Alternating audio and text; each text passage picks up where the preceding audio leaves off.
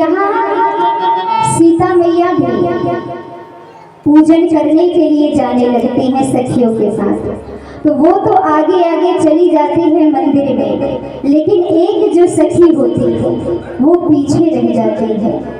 राम जी आज देखिए बगिया में जाते हैं फूल लेने के लिए, और पुष्प लेने के लिए भी प्रभु जब प्रवेश करते हैं तो जैसे ही पुष्प को लेने के लिए जाते हैं, हाथ बढ़ाते हैं तो वो पुष्प, वो वृक्ष स्वयं झुक जाते हैं। अर्थात इन वृक्षों को भी पता है ये कौन है। सीता मैया का जन्म कहाँ से हुआ है? पृथ्वी से। और पृथ्वी माँ सीता जी की माता है। तो ये जो वृक्ष हैं, ये पौधे हैं, ये भी पृथ्वी से उत्पन्न हुए हैं। तो इन्हें पता है कि आज जो पुष्प लेने के लिए आए हैं ये कोई साधारण नहीं है। जैसे ससुराल में अगर दामाद जाता है तो वो लोग ससुराल वाले काम करवाते हैं क्या? नहीं, स्वयं करते हैं सेवा। आज जब राम जी आए हैं तो ये लताएं, ये वृक्ष कह रही है कि हम इन्हें झुकने नहीं देंगे, स्वयं झुककर हम इनका स्वागत करेंगे। और देखिए पुष्प को भी आप तोड़ते हो तो ध्यान दीजिएगा, जैसे जाते हैं ना माताएं पुष्प तोड़ने के लिए, तो आप जल्दी जल्दी जाते हो और पुष्प तोड़ना आरंभ कर देते हो। पुष्प तोड़ने वाले के चेहरे पे देखिए बड़ी अच्छी मुस्कान होती है, मुस्कुराते हुए आप पुष्प को तोड़ते हो। याद रखिएगा, आपके मुस्कान को देख करके जो फूल होता है उसे भी दर्द होता है, उसे भी पीड़ा होती है, उसे भी कष्ट पहुंचता है, लेकिन आपके स्माइल को देख करके वो फूल भी देखिए अपने दर्दों को भूल जाते हैं। भाव से हमें पुष्प तोड़ना चाहिए। और आप जब भी तुलसी के पत्ते को ही तोड़ने जाते हो तो पहले हाथ जोड़ करके विनती करना चाहिए, उसके बाद हमें पत्तों को तोड़ना चाहिए। भाव सुंदर करके जाओगे तो सब कुछ प्राप्त होगा। कुछ ऐसे लोग होते हैं कि मंदिरों में जाते हैं फूल चढ़ाने के लिए, प्रभु को समर्पित करते हैं, तो फूल भी देखिए लोग फेंक करके प्रभु के चरणों में डालते हैं। कभी भी पुष्प प्रभु को समर्पित करिए तो भाव से जा करके पास में रखना चाहिए, ये नहीं कि फेंक करके। क्यों? क्योंकि भागवत में आप सुनते हो जब कृष्ण ने वस्त्रों का हरण किया, वस्त्र को चुराया, तो वहां भी उन्होंने ज्ञान दिया है क्या? कि फेंक कर कभी मैं किसी को कुछ देता नहीं। गोपियों ने कहा कि आप मेरे वस्त्र को फेंक दो मेरे सामने। भगवान ने कहा कि फेंक कर कोई मैं चीज किसी को देता नहीं। अर्थात जब फेंकी हुई चीज को परमात्मा भी स्वीकार नहीं करता है। भाव से आप समर्पित करोगे तो परमात्मा उसे स्वीकार करता है। आज देखिए उस सखी ने प्रभु को फूल लेते हुए देखा है और माथे पर पसीना टपकते हुए देखा, और देख करके चेहरे को इतने कोमल है, जो पुष्प को लेते हुए इनके माथे पर पसीना आ गया। अर्थात मेरे रघुनाथ ऐसे है नहीं, इतने कोमल है, इतने दया के सागर हैं, लेकिन देख करके दर्शन करके आंखों से आंसू बहने लगे। रोते हुए मंदिर में आती है, और जब मंदिर में रोते हुए आती है तो आज सखियों ने देखा, सीता मैया ने देखा, बोली क्यों रो रही हो, क्या बात हो गया है, ये आंसू क्यों निकल रहे हैं? सखी ने कहा आज जितने मेरी आंखों से आंसू निकल रहे हैं निकल जाने दो। क्यों?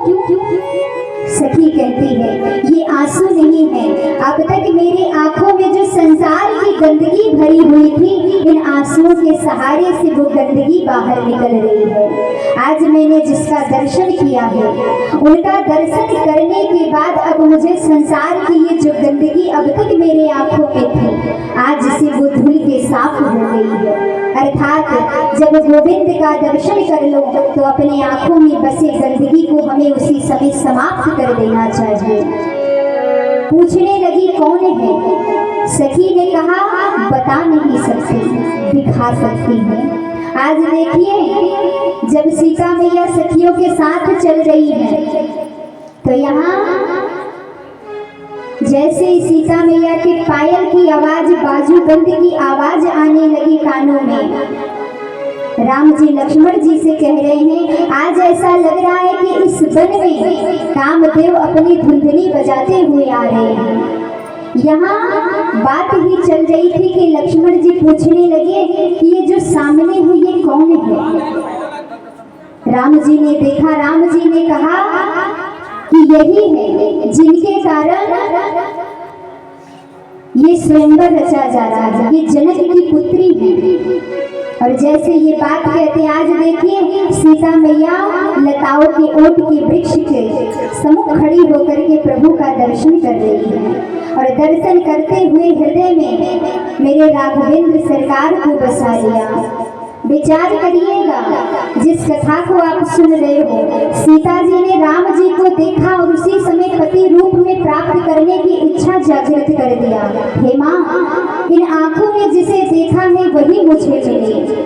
ऐसा नहीं है कि आप संसार में किसी पुरुष को देखते हो तो उसे देख करके आप पति बना लो, नहीं।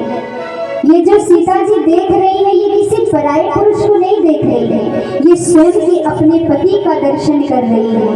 ये संसार को बता रही है कि अगर अपना एक पति हो तो कभी भी पराये को नहीं देखना चाहिए, पति को छोड़कर कभी भी नहीं जाना चाहिए, अपने ही पति के साथ पूरा जीवन बिता देना चाहिए। आज के संसार में अपने पति को छोड़कर लोग भाग जाते हैं दूसरे की ओर, तो वो स्वयं के पति का दर्शन कर रही है।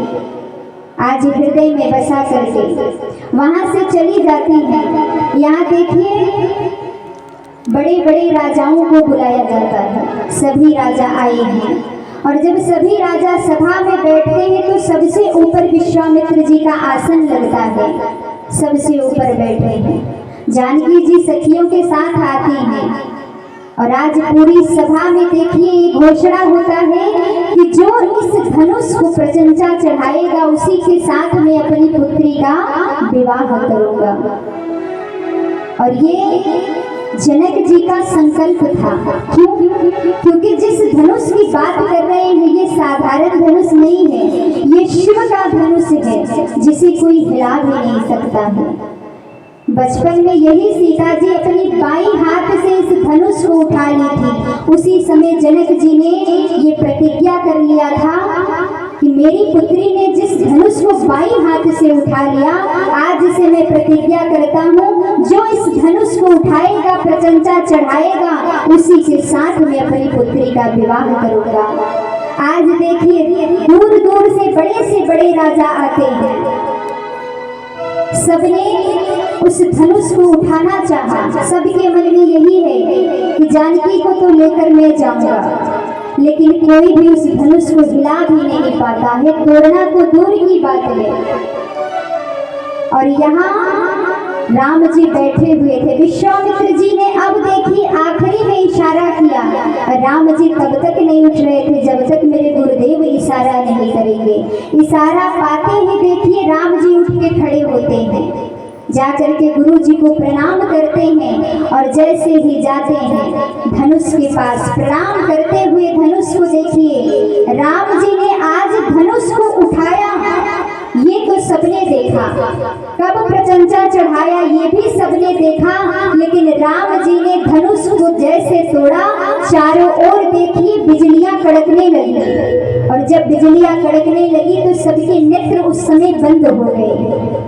जैसे ही धनुष टूटता है तेज से गर्जना होती है, और जब गर्जना होती है तो यहाँ देखिए परशुराम जी को पता चला शिव का धनुष टूटा है। आवाज पहुंची, परशुराम जी उस ओर आते हैं जहां धनुष टूटने की आवाज आई है, गर्जना हुआ। महल में जैसे ही आते हैं एक एक कदम उनका चल रहा है, क्रोध में आ रहे हैं। जितने राजा थे सब समझ जाते हैं परशुराम जी आ गए हैं, सब सतर्क हो जाते हैं, पीछे हट जाते हैं। लेकिन यहाँ देखिए सबके मन में एक ही चीज था, क्या कि सीता जी का ब्याह मेरे साथ हो जाता।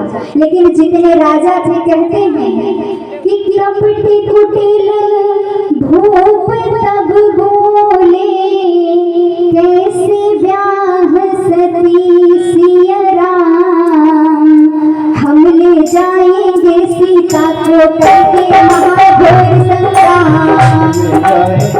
सीता को करके महाघोर संग्राम। हमने जाएंगे सीता को करके महाघोर संग्राम।